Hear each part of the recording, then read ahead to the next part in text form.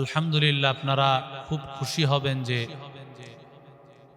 একটি প্রতিষ্ঠান মদনপুর বাস স্ট্যান্ডে আলহামদুলিল্লাহ একটি নতুন প্রতিষ্ঠান খোলা হয়েছে, মানহাল ইসলামিক রিসার্চ সেন্টার। এখানে ফতোয়া বিভাগ, হিফজুল কোরআন, যারা কোরআনে করিম হেফজ করবে, আন্তর্জাতিক মানের একটি হেফজখানা এবং গবেষণামূলক একটি ফতোয়া বিভাগ, যেই সমস্ত ওলামায়ে কেরাম ফতোয়া দিবেন সমাজের মধ্যে, এবং যোগ্য বিজ্ঞ আলেম তৈরি করার, যোগ্য হাফেজ তৈরি করার, হাফেজ সালেহ আহমদ তাকরিম, হাফেজ নাজমুস সাকিব, বাংলাদেশের রত্ন।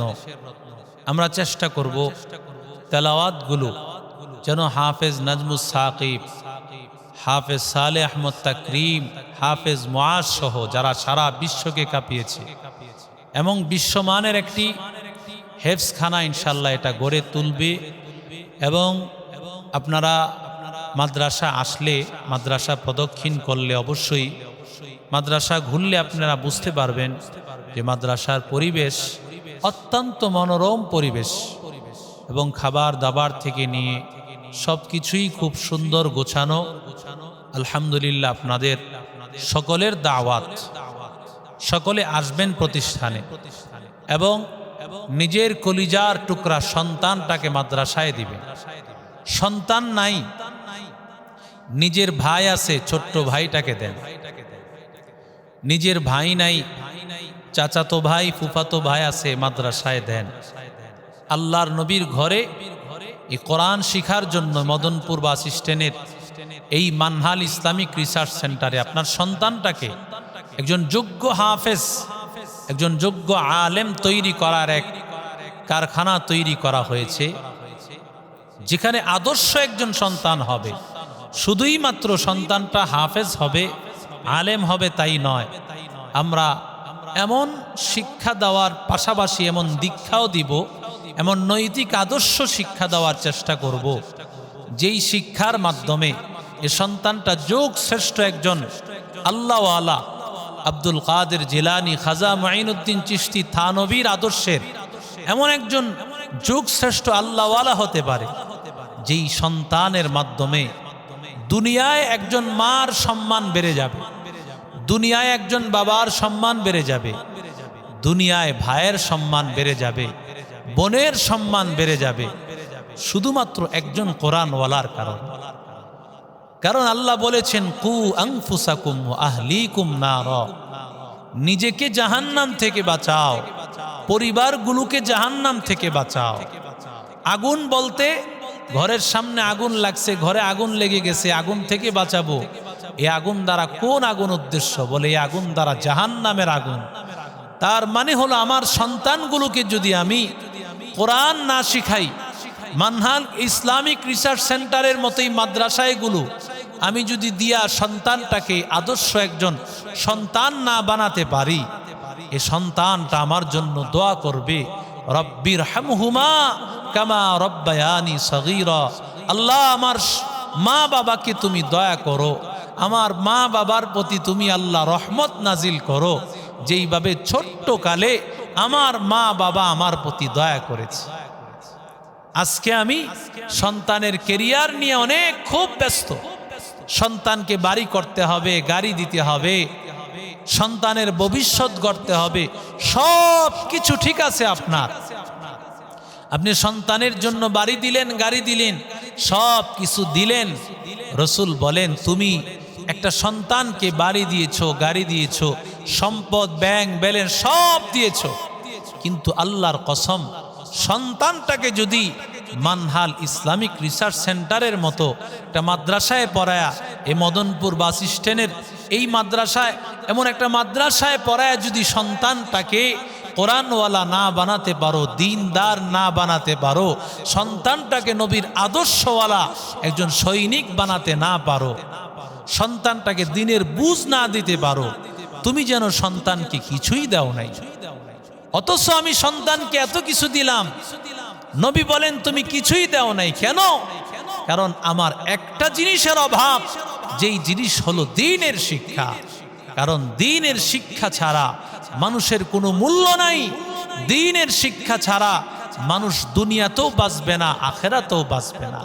দোস্ত, আজকে যদি সন্তানটাকে কোরআনওয়ালা না বানাতে পারি, হাসরে আল্লাহর কাছে কাঠগড়ায় ধরা খেয়ে যাব। আজকে সন্তানটাকে যদি মানহাল ইসলামিক রিসার্চ সেন্টারে না পড়ান, হাসরে আল্লাহর কাছে ধরা খেয়ে যাব। ছেলেটা ডাক দিয়ে বলবে, আল্লাহ রব্বানা ইন্না আতানা সাদাতানা ওয়া কুবারানা ফাআদাল্লুনা সাবিলা। আল্লাহ, আমার মা বাবা আমাকে কোরআন শিখায় নাই, দ্বীন শিখায় নাই, নবীর আদর্শ শিখায় নাই, আজকে আমি জাহান্নামী। আল্লাহ, আমাকে যদি জাহান্নামে দিতে হয়, আমার মা বাবা যে আমাকে শিখাইলো না, ওকে আগে জাহান্নামে দাও, ওকে আগে জাহান্নামে দাও। রব্বানা আতিহিম দিআফাইনি মিনাল আযাব ওয়াল আনহুম লা'নান কাবীরা। আল্লাহ, আমার মা বাবাকে দ্বিগুণ আযাব দাও, দ্বিগুণ শাস্তি দাও, কারণ ওরা আমাকে কোরআন শিখায় নাই, ওরা আমাকে দ্বীনদারি শিখায় নাই, নবীর পরিচয় দেয় নাই। সব কিছু সন্তানকে দেওয়া সত্ত্বেও যদি সন্তানটাকে কোরআনের শিক্ষা না দিতে পারি, এই সন্তান হাসরে আমাকে জাহান্নামের কাঠগড়ায়, আসামির কাঠগড়ায় দাঁড় করাবে, শুধুমাত্র সন্তানকে কোরআনওয়ালা না বানানোর কারণ। এই একটা জায়গায় যদি আমি সন্তানটাকে কোরআনওয়ালা না বানাই, তো আমি হাসরের ময়দানে ধরা খেয়ে যাব। এজন্য আমি আমার সন্তানটাকে যদি দ্বীনদার বানাতে চাই, সন্তানটাকে কোরআনওয়ালা বানাতে চাই, তাহলে মানহাল ইসলামিক রিসার্চ সেন্টার এটা একটা মডেল মাদ্রাসা আলহামদুলিল্লাহ তৈরি হয়েছে।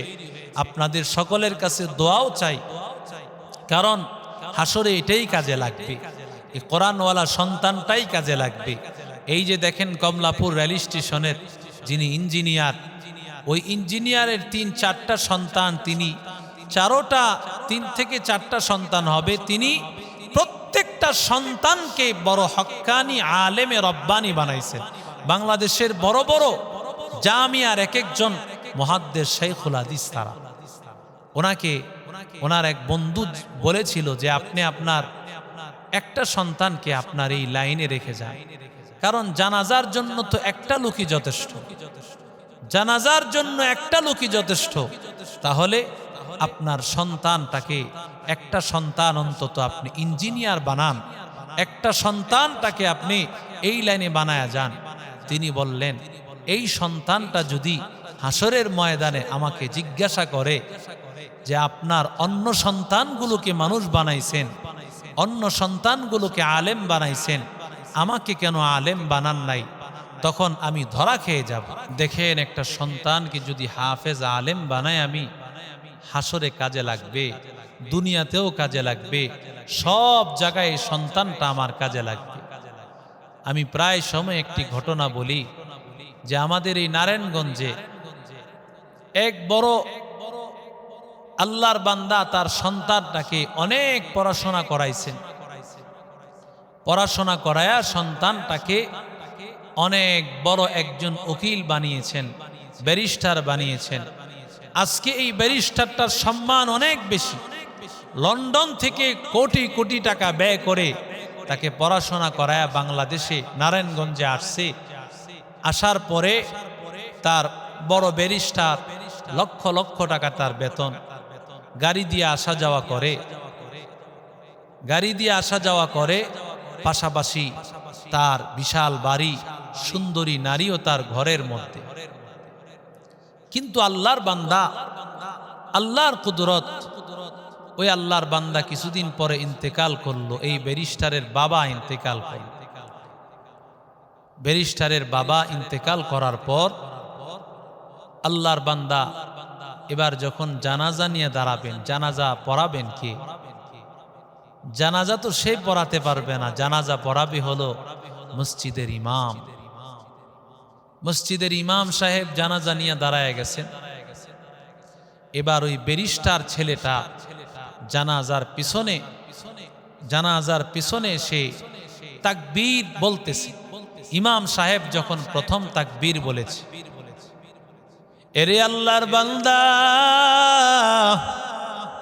যখন ইমাম সাহেব তাকবীরের আওয়াজ দেয়, তখন পিছন থেকে একটা চিৎকারের আওয়াজ। যখন দ্বিতীয়বার আবার তাকবীর দেয়, দ্বিতীয় তাকবীরের সময়ও চিৎকারের আওয়াজ, তৃতীয় তাকবীরের সময় চিৎকারের আওয়াজ। ওরে নবীর আশিক উম্মতের দল, আল্লাহর বান্দা, যখন এবার তাকবীর গুলো বলিয়া সালাম ফিরাইয়া ফেলল, সালাম ফিরানোর পর আল্লাহর বান্দা ইমাম সাহেব ডাক দিয়া বলতেছেন, কে এমন ভাবে আওয়াজ করেছে, এমন চিৎকার করেছে, ও এমন আওয়াজ কে করেছো? এমন সময় ব্যারিস্টার ছেলেটা হাত তুলে বলে, হযরত, আপনি আমার বাবার জানাজা নিয়ে হাজির, আমার বাবার জানাজা নিয়ে আপনি হাজির। আমার বাবা আমারে ওকালতি পড়াইছে, আমারে ব্যারিস্টারি পড়াইছে, আমারে দুনিয়ার কোনো পড়া শিক্ষা দেওয়া বাদ রাখেন নাই, সব শিক্ষা আমারে বাবাই দিয়েছেন। কিন্তু আমার বাবা ইন্তেকালের পর জানাজার নামাজ নিয়ে দাঁড়াইলে বাবারে কি দিয়া কি পড়িয়া বিদায় দিতে হবে সেটা আমি জানি না, আমার বাবাই শিখায় নাই, আমার বাবাই সেই শিক্ষা দেয় নাই, ওই শিক্ষাটা আমার বাবাই দেয় নাই। এজন্য প্রথম তাকবীর বলার পর আমি কি বলবো কিছুই জানি না, এজন্য আমি চিৎকার করতেছি। দ্বিতীয় তাকবীরের পরে আমি কি বলবো আমার তো জানা নাই, কারণ আমারে ব্যারিস্টারি শিক্ষা দিয়েছে, আমার সব কিছু শিক্ষা দিয়েছে, কিন্তু আমারে শিখায় নাই, আমাকে এই কথা শিখায় নাই আমি কিভাবে আমার বাবার জানাজা পড়াইব, আমার বাবারে শেষ বিদায় দিব, ওই শিক্ষা আমার বাবাই দেয় নাই। ওরে আল্লাহর বান্দা, ইয়া আইয়ুহাল্লাযীনা আমানু উ আনফুসাকুম ওয়া আহলিকুম নার, নিজের জাহান্নামের আযাব থেকে বাঁচাও, নিজের পরিবারকে জাহান্নামের আযাব থেকে বাঁচাও। ও আল্লাহর বান্দারা, সন্তানকে কোরআনওয়ালা বানাও, সন্তানকে দিনদার বানাও। নিজের সন্তানটাকে যদি দিনদার বানাইতে পারো, কোরআনওয়ালা বানাইতে পারো, ওই সন্তান তোমার জানাজার নামাজ নিয়ে দাঁড়াইয়া যাবে। ওই সন্তান যখন তোমার জন্য দুহাত তুলিয়া মালিকের কাছে বলবি, মালিক, আল্লাহ আমার মা বাবারে মাফ করে দাও, আল্লাহর কাছে বলতে দেরি হবে, আমার আল্লাহ তোমাকে মাফ করতে দেরি হবে না। আল্লাহ যেন আমাদের প্রত্যেকটা সন্তানকে কোরআনওয়ালা বানান, হাফেজ বানান, আলেম বানান। আল্লাহ যেন সন্তানগুলোকে দিনদার বানাইয়া, কোরআনওয়ালা বানাইয়া, এই সন্তানগুলোকে নাজাতের জরিয়া বানাইয়া দেয়।